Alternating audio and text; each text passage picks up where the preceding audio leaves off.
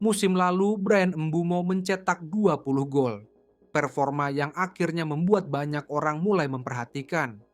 Mungkin itu tanda bahwa dia memang layak naik level. Atau hanya musim spesial yang sulit terulang. Manchester United pun datang, menawarkan 65 juta pound untuk membawanya ke level berikutnya. Tapi sampai hari ini, masih ada satu pertanyaan yang belum benar-benar terjawab. Apakah mereka membeli masa depan, atau hanya momen singkat yang terlihat seperti itu?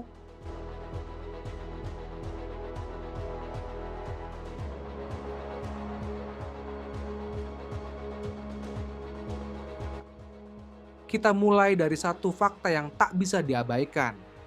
Musim 2024-25, Bryan Mbeumo mencetak 20 gol dan 7 assist untuk Brentford. Tapi yang menarik bukan cuma jumlahnya. Expected goal-nya hanya 12,3. Artinya, dia mencetak lebih dari 7 gol di luar ekspektasi. Bukan kebetulan. Dia efisien, tenang, dan tahu cara menyelesaikan peluang. Dan sejak saat itu, nama Mbeumo mulai masuk radar klub-klub besar.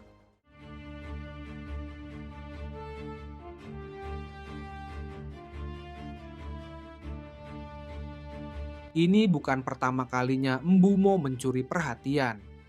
Musim 2021-22 dia sempat underperform.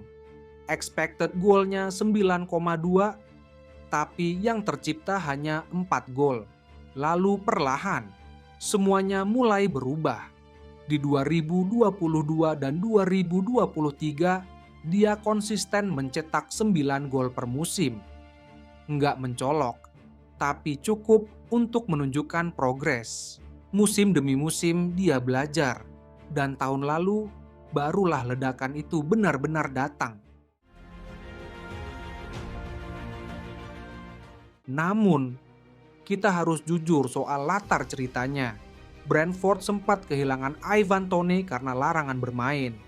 Saat target man utama itu absen, seluruh poros serangan otomatis bergeser ke Bryan Mbeumo. Setiap transisi, setiap counter press, bola akhirnya berlabuh di kakinya. Tak heran angka-angkanya melonjak, karena memang dialah yang diminta menyelesaikan hampir semua kesempatan. Dan satu hal lain yang tak bisa diabaikan. Musim lalu beberapa tim besar sedang dalam masa yang tak stabil. MU, Chelsea, Spurs, semua sedang dalam periode penuh ketidakpastian. Ada banyak ruang terbuka, banyak celah yang biasanya tidak muncul. Dan Mbeumo tahu betul cara memanfaatkannya. Jadi wajar jika pertanyaannya muncul. Apakah lonjakan performa Mbeumo murni refleksi kualitas yang sebenarnya, atau sebagian juga terangkat oleh situasi, beban ekstra di Brentford dan momentum kacau di sekelilingnya? Di Brentford, Mbeumo bermain dengan kebebasan. Dia bukan sekadar winger tradisional yang terpaku di sisi lapangan.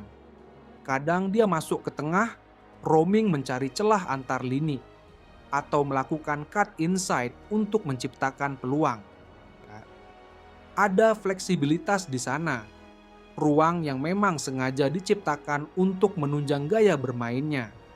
Tim memberi kepercayaan dan ia menjawabnya dengan pergerakan yang aktif, naluri yang tajam, serta kontribusi di banyak fase permainan. Tapi di Manchester United, hal itu belum tentu bisa didapatkan. Sistemnya berbeda, tekanannya pun jauh lebih besar. MU bukan sekadar klub, tapi institusi yang selalu berada di bawah sorotan. Setiap keputusan di lapangan, setiap sentuhan bola bisa langsung jadi headline. Di Manchester United dia tak akan jadi satu-satunya bintang. Di sana bola harus dibagi. Dengan striker mahal yang haus gol, dengan playmaker yang seringkali lebih sibuk mencari sorotan ketimbang ruang. Dia harus belajar bermain dalam dinamika yang lebih rumit. Ruang tak lagi semudah itu terbuka. Keputusan harus lebih cepat, lebih tepat, karena satu momen lambat bisa jadi sorotan. Dan di balik semua itu ada fans yang menunggu bukan dengan sabar, tapi dengan tuntutan. Yang mencintai tapi juga tak segan mencaci. Yang bersorak di satu minggu lalu mengejek di minggu berikutnya. Pertanyaannya sekarang bukan cuma soal kualitas, tapi soal kepala dan hati. Apakah dia siap untuk spotlight yang sekeras ini? Sekarang mari kita bandingkan Antony, Sancho, Rashford. 3 pemain dengan potensi besar, tapi semuanya kesulitan di sistem Manchester United. Lalu muncul nama Mbeumo. Apakah dia akan berbeda atau justru akan jadi satu lagi dalam daftar panjang pemain yang tak pernah benar-benar berkembang di sana? Tapi kita juga nggak bisa menutup mata soal kualitas Mbeumo. Dia bukan pemain yang sering muncul di headline tapi di lapangan. Gerakannya selalu punya tujuan. Dia cepat, bukan cuma sprintnya, tapi juga dalam membaca ruang. Dia kuat, mampu menjaga bola dalam tekanan, dan tetap tenang saat masuk ke kotak penalti. Dalam situasi 1 lawan 1, dia tahu kapan harus menusuk, kapan harus menahan, dan kapan harus mengoper. Keputusan-keputusannya makin dewasa. Nggak lagi terburu-buru seperti dulu. Tapi yang bikin dia beda adalah kemauannya untuk bekerja keras di fase bertahan. Dia bukan winger yang cuma nunggu bola. Dia turun, bantu pressing, tutup celah di sisi sayap, dan terus aktif saat tim kehilangan bola. Dia hidup dalam 2 fase permainan, menyerang dan bertahan. Dan itu bukan hal yang bisa dilatih dalam semalam.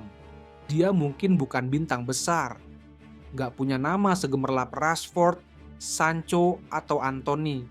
Tapi justru karena itulah dia bisa jadi senjata tersembunyi bagi Manchester United. Pemain yang tidak banyak dibicarakan, tapi diam-diam memberi pengaruh besar. Transfer ini jelas bukan tanpa risiko. Tapi Manchester United sedang berada di titik yang genting. Butuh arah baru. Di tengah tim yang dipenuhi nama-nama besar, yang sayangnya masih sering tampil inkonsisten, mereka butuh sesuatu yang lebih membumi, lebih efektif, dan jauh dari sorotan palsu. Dan disinilah Mbeumo masuk. Dia datang bukan dengan status bintang, bukan pula dengan harga selangit yang penuh ekspektasi. Tapi dia membawa hal yang lebih penting dari itu semua. Produktivitas dari sisi yang tak terjaga. Gol-gol yang datang tanpa banyak basa-basi. Dan mentalitas pekerja keras dari tim kecil yang sudah biasa hidup tanpa pujian, tapi tetap lapar. Setiap pekan, setiap menit. Jadi, apakah Bryan Mbeumo cukup untuk Manchester United? Apakah 20 gol musim lalu adalah sinyal perubahan? Atau cuma kejutan singkat yang bersinar sebentar, lalu tenggelam seperti banyak nama lainnya? Kita tahu, sepak bola tak pernah hanya soal angka. Kadang, satu musim luar biasa tak menjamin kelanjutan. Tapi kadang juga, justru dari situlah lahir pemain yang tahan banting, yang tahu rasanya diremehkan, dan tahu caranya bangkit tanpa headline besar. Mbeumo mungkin bukan tipikal Galactico, tapi dia membawa sesuatu yang selama ini MU cari dalam diam. Efektivitas, pergerakan cerdas, dan konsistensi dalam sistem. Jadi, menurut lo gimana? Apakah dia solusi atau hanya pengisi ruang dalam transisi panjang setan merah?